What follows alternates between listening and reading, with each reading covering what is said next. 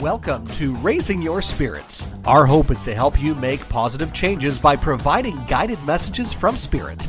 Tuning forks, crystals, and distance healing are how we pass those messages from Spirit to you. Sit back, relax, and enjoy your vibrational growth with us.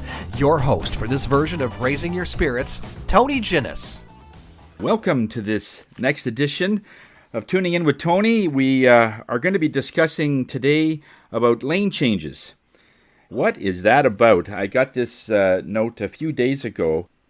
Actually, I was in traffic and I had to get into another lane because the lane I was on was going slow. There was always cars coming in. I was way over on the right, close to the ramp lanes or the collector lanes sort of thing. And I had to get into another lane. But it was really hard because the lane I would want to go into, they're just flying by. So they're going a lot faster. So to do it safely, I had to give enough room in front of me so I can pick up speed and get to that same sort of, and I can just merge into that other lane. And Spirit says, this is what your next topic will be. And I said, okay, well, let's talk about that. Today's color is red and blue. Those colors, when you put them together, has to do with ourselves, our ego. Our ability to be able to look at oneself and see how we fit in the picture. But in this case, we're going to see how we are not fitting in the picture.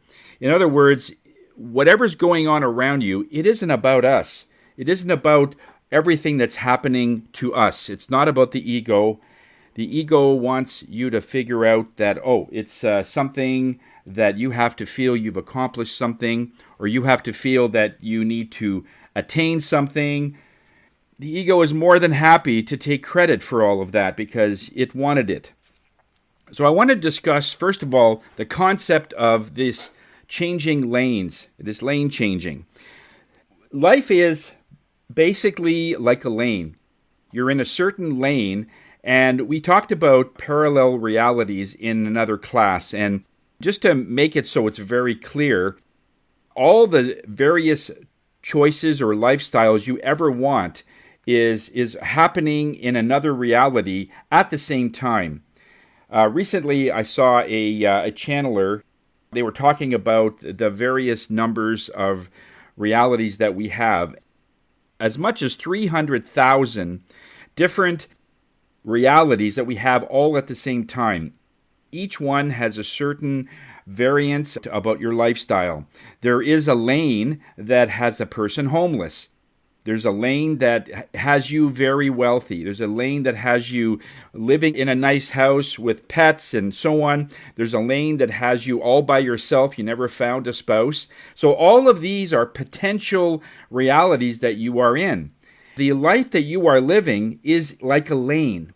And when you want to get into another lane, another lifestyle, another form of the way you want to live your life, that's what it's all about, is how do we get into that energy so that we can live that life. But it is all about vibration. When we hear that a lot, we have to align our vibration to the lifestyle that we want. When we look at the example of lane changing, okay, like if you want to change lanes, what is the first thing that you do? You do a shoulder check just to make sure there's any cars coming. And what the cars represent is the speed or the vibration of that particular lane. And if it's slow enough, you could just go right in and there's no problem. But most often, if you're in a lane that's slow, there's a reason why they call it a slow lane. And as soon as you start moving to the left, in this case, you can, in a parallel reality, you can go either way. But just to give you that visual, to change lanes, you got to make sure that you're going to do it safely. In this case, you're in a slow lane, but then we call it the passing lane. And that's the next lane over and the ones after that and so on. In various cities, you could count up to 16 lanes. I counted once in Toronto. And it's all about all of these lanes, and they're all going in a certain direction at a certain speed that you're accustomed to. So when you look at a certain lane that you're in, the reason why people can't change their lifestyle is because they've basically given up the hope that another lifestyle will be even a chance for them. So they stay in that lane and they just gripe about it. They complain about it. And this is why complainers and people that throw, all kinds of dirt at where they are never change. They are always in the same place. You are choosing this lane, but it's just easier for you to frustrate through the slow and the up and downs of that lane because, cars are coming on in this case, and you're slowing down, and then it picks up, and then it speeds up, and then slows down again. It's really frustrating.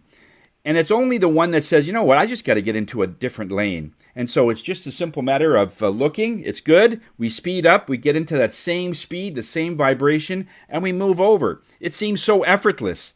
But for some people, it's almost impossible for them to do that. And we call those types of scenarios people that are in a rut.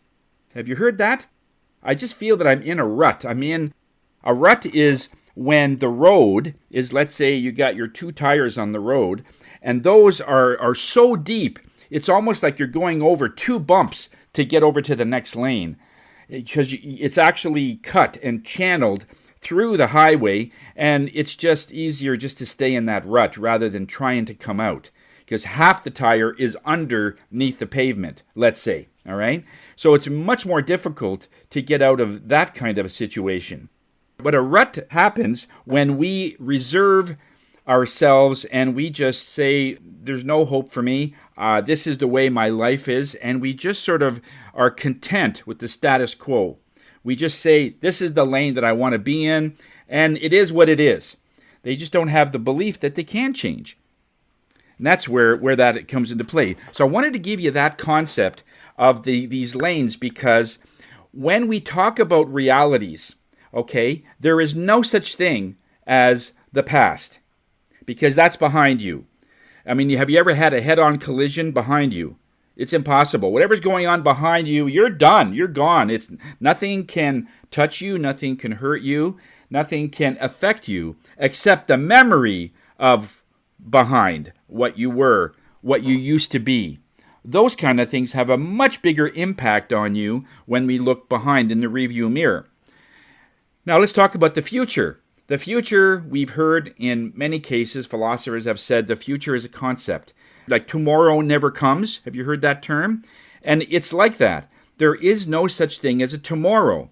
Tomorrow is in our mind that if we wait our now long enough, our now will be the next day, the next tomorrow, and that's considered that. But the future is always now. So that the past, present, and future is right at this moment.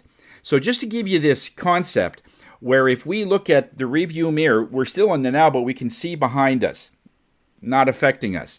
So the future isn't ahead of us, it's beside us.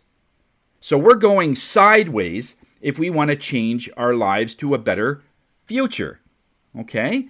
If we look at the fact that we're moving in this car, and in this car, we are in this moment. So we are in the now. So when we want a better future, we move to a new lane. Oh, this is a different experience. In our perception, we feel that, I just changed my future. And we didn't. All you did was you changed the reality that you were in to another reality. Look at it this way. If you were in, let's say, elementary school, let's say one person decides that, no, I want to stay in this lane. So they go into junior high with the same mentality as elementary school. They're always having problems with relationships because they're not moving on. The reason we move on is because we can see our friends that, they want the high school experience and they want to fall in love. They want to do all these things in life. And so that would be exciting. So as soon as we have those desires and we say, I could do that, we have that desire, and that's just enough for us to have the desire to change lanes. We have changed thousands of lanes since you have been in elementary schools. And each time it's something different. Oh, I just got a new hot tub. Oh, I got a new house. I get a new child or whatever. And everything changes. New job, everything changes. I'm going to change my wardrobe. And you change lanes because you could have been in the same one as you always have. Every time something new happens in your life, realize that you have moved sideways into the future. Okay, you just changed lanes into this other reality where now you are really dressed well. You're coming from a beautiful home, and any desires you have, again, is going to be sideways into the future. So if you can look at it that way, that will give you a little better perspective on these realities that we are simultaneously are in. It's all in like lanes, all right? When we use the intention and we have that desire, when it's crystal clear what our desires are, then and only then does the universe bend over backwards to make sure that you get what you want. But it has to be really clear. A good coach, a good health coach, any kind of a coach, one of the first things they'll ask their client for the first time is, what do you want? If it's a personal trainer, they'll say, what is your goal? How do you want to look? How do you want to carry yourself? What is your goal? Like, is there an end to this? And they say, I want to look like this. And if it's a business coach, I want my business to look like this and to run a certain way. And then they'll get an idea of what your end is, and then they'll fill in all of those things to help you get there. And that's really what it's all about. If you had no goals, if you didn't care about how you looked, then you would just have a body that's in default, in the sense that it's just the way it is. There's no control. You just eat whatever you want. Your activity is whatever you want. Then you're going to always be in that lane. And then what happens is there's going to be a time where, let's say you want to go to the beach. Let's say you want to start running with your kids or your grandkids or whatever, that your body's having a hard time keeping up. Or if you want to do something with your business, you don't have the sales enough to do what you want. Then frustration comes in. And so we can go one of two ways. Either we can complain about it, or we can say, okay, I think it's time now. Let's get serious, and I want to be in a different body. I want to be in a different business. That's when we have the desire to change this lane. I'm really hitting this home because I want this to be very, very clear. Because life does not get better by chance. It gets better by change. So this concept of changing lane is very appropriate in the sense that when you want something, you will find a way to be able to make that shift of changing lanes. And it's very similar to changing lanes on a highway. You have to, first of all, figure out what vibration that lane is. Or in the case of a highway, how fast are they going? Most times, they're going faster than the lane that you're in. For a while, you have to sort of speed up, almost going at the same speed as the lane you want to go into, so there's a very seamless change of lane. So you're not going to create any accidents or someone has to hit the brakes. But in energy, there isn't that. You have to be pretty much at the same energy and the same vibration and living that, and then all of a sudden you move into that vibration. And this is where things come so quickly. Have you ever had a time where you've been trying something over and over again? I hear this a lot with people that are looking for jobs. And for 2 weeks or 3 weeks solid, they go to all the employers, they drop off their resume, they're putting all the feelers out to get the job, and all the time they're saying, I have expenses coming up, I got to get a job soon. And then one day it happens where somebody gives them a decent offer. Would you like to work for us? And he says, oh, absolutely. And then they let all that go. It's effortless. And then, as soon as they say yes to one job, all of a sudden, and I hear this all the time, they get 2, 3, 4, 5 offers from other employers that are now in the area that they're saying, okay, yeah, we just saw your resume. We'd like to have you come in for an interview. Oh, I'm sorry, I've already accepted a position. The reason they found yours was you no longer have the impression of lack in your energy. And you let it go. And then shortly after, boom, you get 2 or 3 offers. Same thing happens with a couple that wants to conceive. They've tried so many ways to conceive, have a baby, and it just doesn't work. They tried the chemical ways, and it doesn't work. And finally, they'll go to a person like myself, or they'll go to someone that says, you know what, I think, why don't you, just to get a bigger perspective, go on a trip. Let's get you all relaxed. And then when you come back, then we can start talking about various things. So they let it go. They're on a trip. They come back only to find out that somebody that they could adopt, and they finally adopt them, only to find out that they're pregnant. Because they've let that go. There's no longer tension. There's no longer stress. And this happens so often. When you start holding back, it's stressful. You're in that lane. But as soon as you let it go, you're in a different lane. Okay, as soon as you let go of something, you're in a different lane because it's not as stressful as the lane that you were in. So the more we think about ourselves, like when we think about what is it happening to me, everything happens to me. When you look at people that always talk about themselves all the time, everything is all about them, they are usually quite unhappy people. I'm not sure if you've ever noticed that, and there's no difference between that vibration of me and I to depression. It's the same type of vibration. It's very close. So a person that only wants to talk about themselves and only wants to do things for me, they only will join a group, or they'll only will be involved in something if there's some payout for me. They can even go as far, and I've seen it, that they'll do something for charity only if they could get massive advertising that they did something that they could put on their website, that they're now helping Make-A-Wish Foundation or something. And it's always about something that they could gain. Those are usually unhappy people, uninspired, unmotivated. And so when we look at that keeps you in the lane that you're in. So we always look at, we want to change. How do we do it in the most effective way? And the first thing you have to do is get yourself out of the victim mentality that everything is happening to you. Person made a comment the other day on a bus and said something, and they were actually talking to somebody else on the bus. But they overheard it. When they turned over, they said, "Boy, that was pretty inconsiderate to talk about me like that." And they looked over. "No, I didn't even talk about you. I was talking about such and such." Then they realize, oh, no, you did something. In other words, the whole world, you think, is commenting about you. And they're not. Actually, they're really not. In fact, this world is quite neutral, and people usually don't care about us. They only look at the world through their perception, and based on their perception, they react. So it's nothing personal. When we think of it a bit that way, that is really the best way to look at something.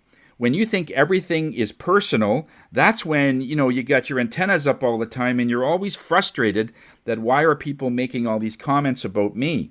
The secret to life is a world that is neutral and impersonal.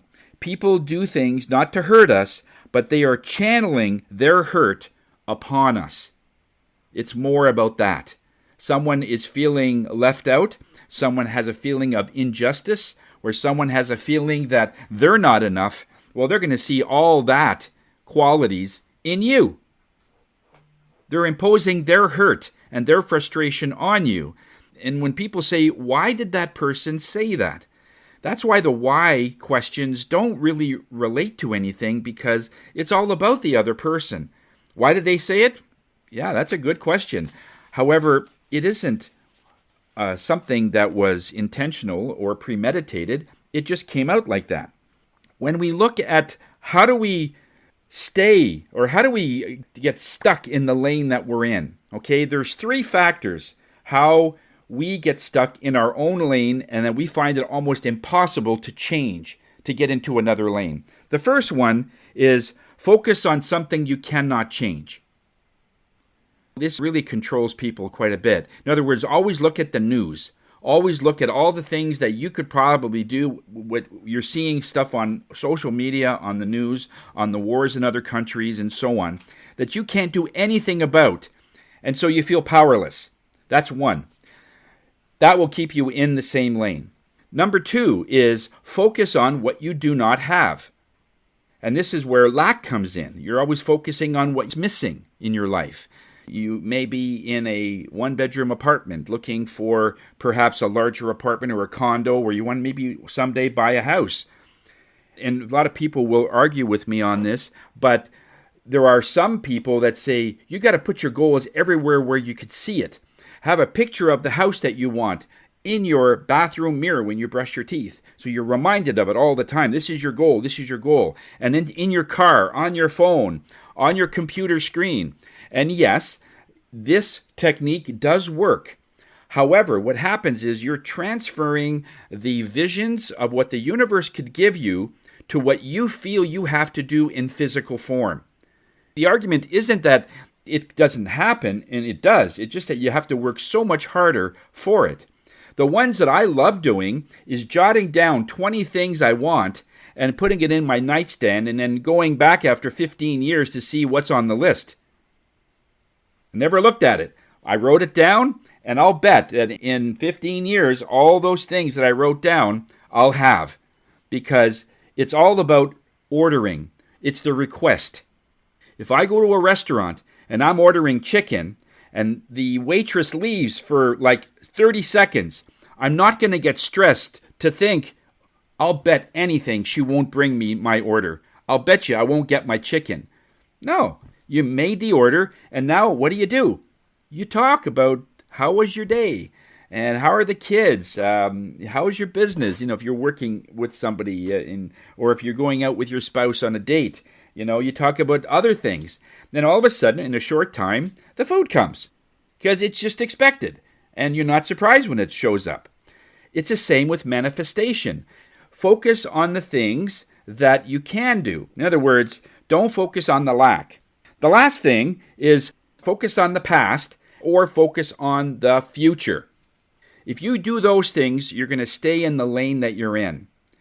Now, here's one thing that actually works backwards. If you want to control anybody, you can control your kids, you could control your neighbors, you could control a nation just by getting them to do these things.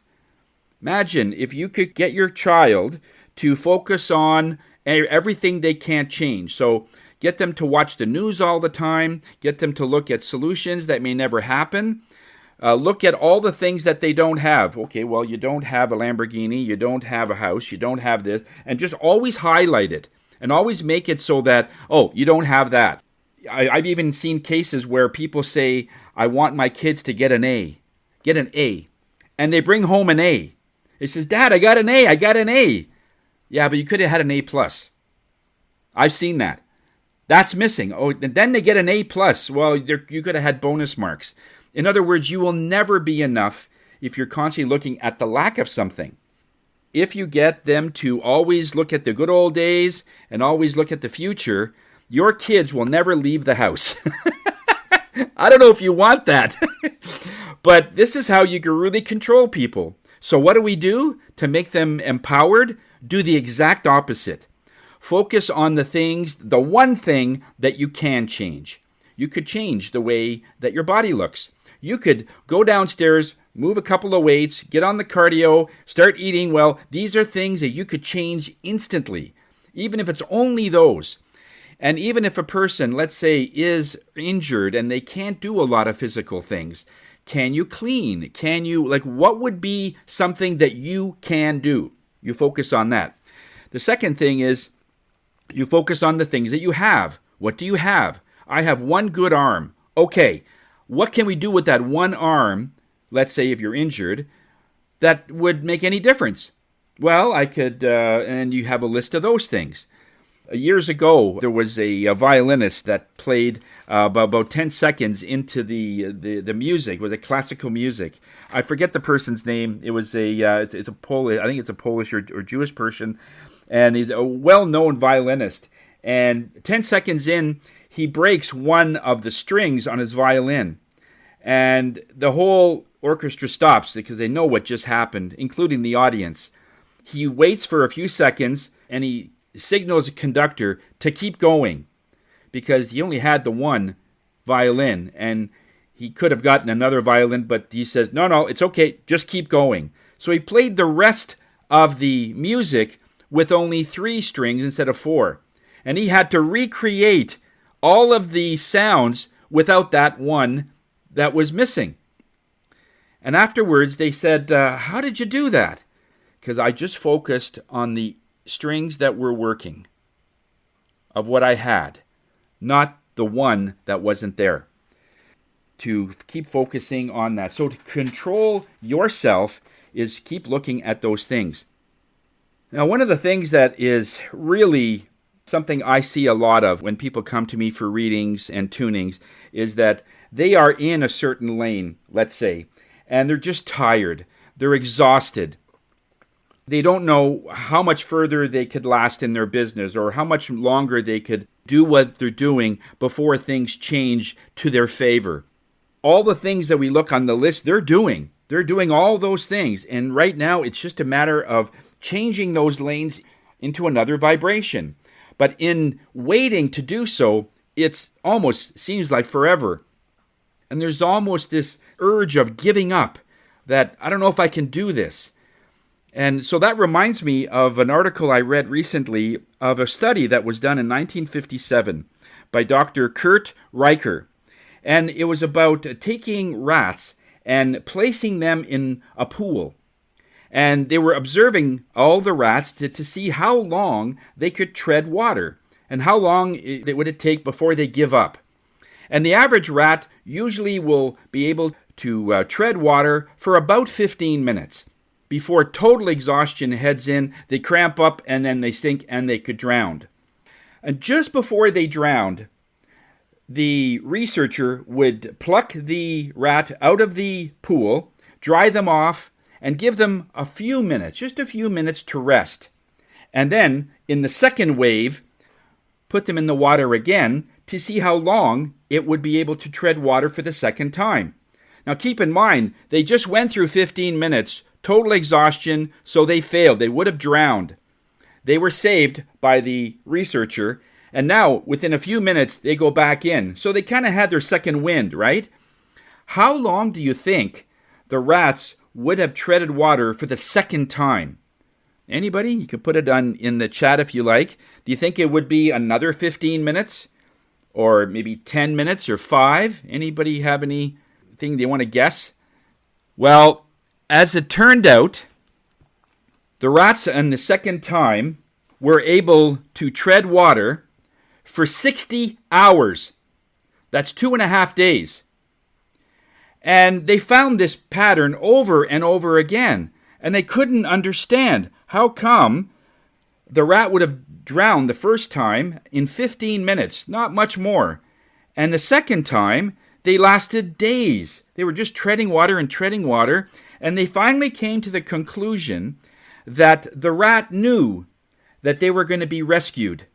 That there was going to be and all they had to do was just try a little harder. And every part of their body was to survive and just to last a little longer. And so they went into way past their normal belief and possibility of thinking. And they ended up going for 60 hours, which is astronomically so much better. And so how does that apply in your life? I mean, thinking that you're only going to be able to last a little longer before you get to your next lane change, right? How would you be able to last?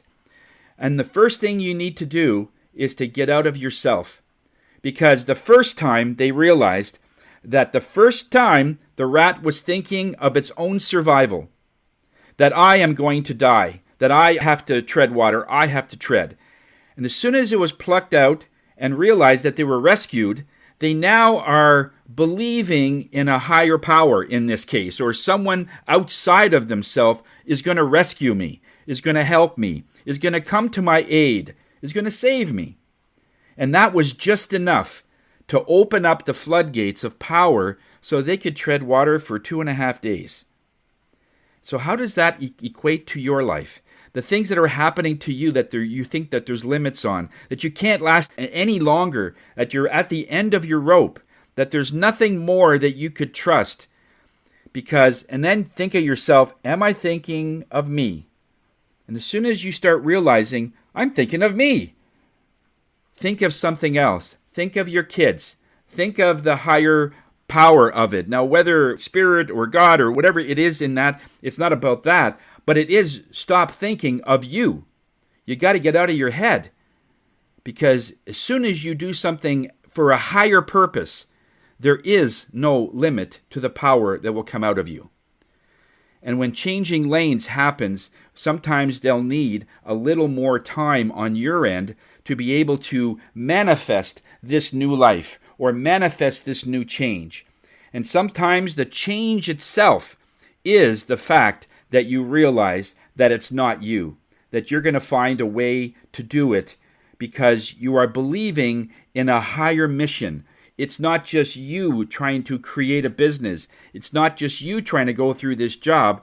It's the fact that your kids, the people around you, your neighbors, your friends, all the people that you know are seeing you as an inspiration.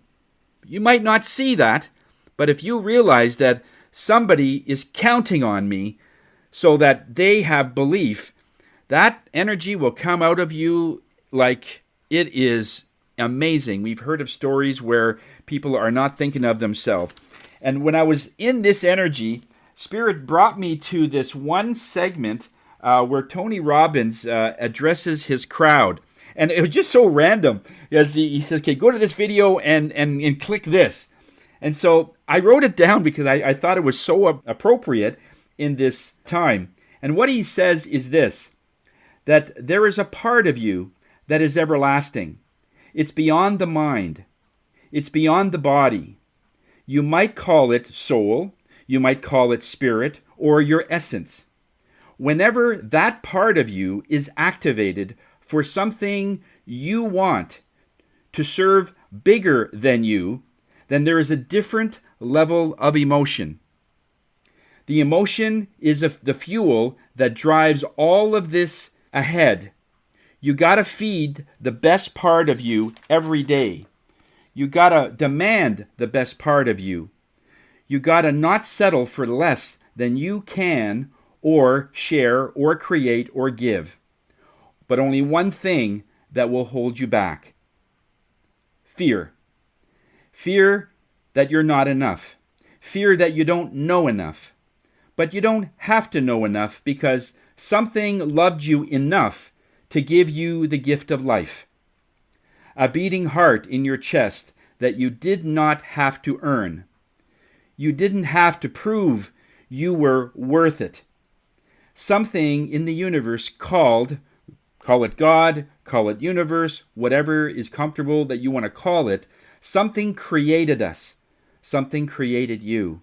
And something expects you to become something more.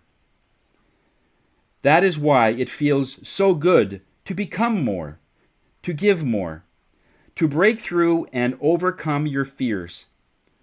Most will miss the nectar of achievement because they let their fears dominate them. There is always, and there always will be, a part of you that will be fearful. Just don't let it be in charge. You have this energy inside of you already. It just needs to be unlocked, and you got to get out of yourself to do it. So this blue energy that we're looking at today, blue and red energy, addresses that very thing. We need our ego, okay? So a lot of people will say, well, let's just eliminate the ego. We can't, because when we are in our most dire straits, let's say we're homeless and hopeless, and we have the lowest vibration, our ego is the one that brings us out of that soot, that brings us out of that darkness to say, oh, I can do something. I know I can. And we need that at that point. But there's a point where it gets to where we get beyond anger and beyond irritation just before we get to being content, being sort of enlightened and bring in more light. That's where that ego has to stop, because after that, something else will take over. But we need our ego. It is this equilibrium. It is this, we don't want the ego to be really low, and we don't want it to be very high. It is that yin-yang concept. The point where we have balance in our life and we have our ego in check. It is applied where it is needed. It doesn't need to yell out. Like right now, we're coming up to Remembrance Day. And some people will actually photograph themselves putting money in the coffer. And some of you people, I think, do those things in supermarkets where you're collecting money for the veterans. And I've seen some people take a picture of them putting money in, and then they're posting it on Facebook or something. And I don't know why they do that, because the person that is the most balanced are the ones that do it secretly. Not the amount of money, it's the effort, it's the gesture, right? And that's what makes us so capable. When we look at the power that is within us, realize this, that whatever lane you're in, if you like it, then stay on that highway. If there are some things you'd like to change, just simply think of the vibration of another lane plus what you are in, because you can do that. If, let's say, you love the lane, but there's a couple of things you'd like to take a few potholes out, maybe, in this lane that you're in, or you'd like to make it so that it's not so close to another traffic, and you want, let's say, something else. You just have to imagine it and live it as if you already are in it, like speeding up before you get into that lane. If you don't like the lane, don't condemn it. Just realize it is where you are right now, and just visualize the next lane. Don't keep focusing on the lane that you're in, okay?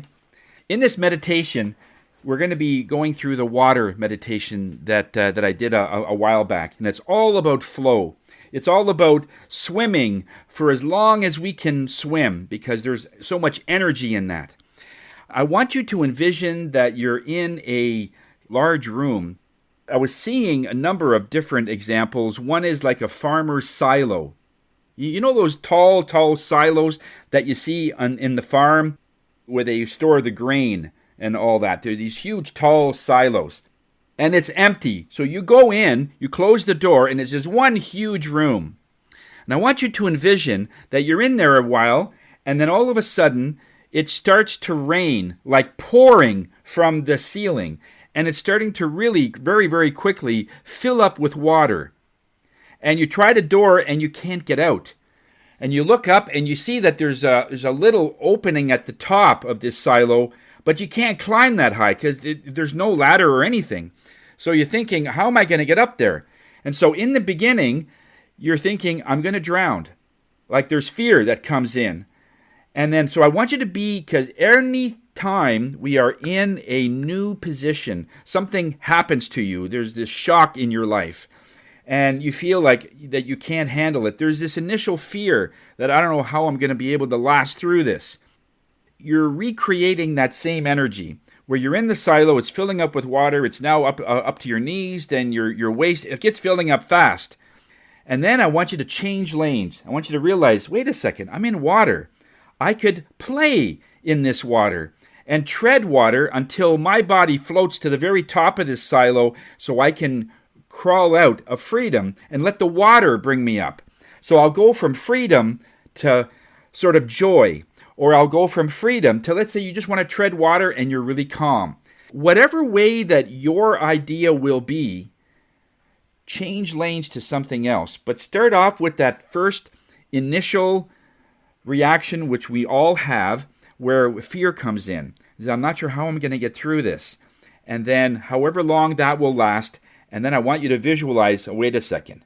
Okay, I can change lanes, and I could change my perspective of what's going on.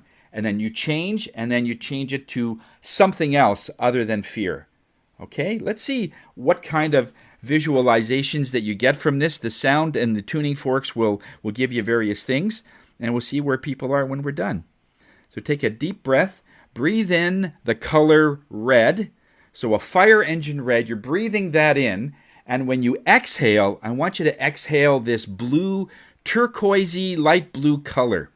Breathe in red and exhale blue to start with, just to get you into that energy. And we'll see you in about 15 minutes.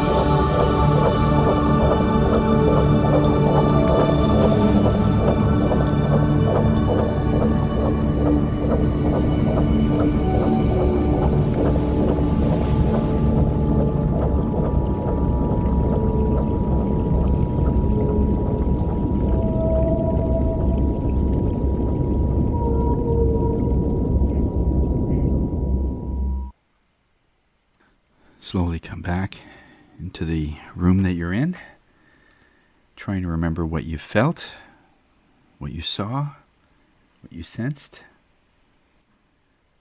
Did the visualization go in a completely different direction than when you started? When are we going to get a lighter world, a better world? And it's already happening.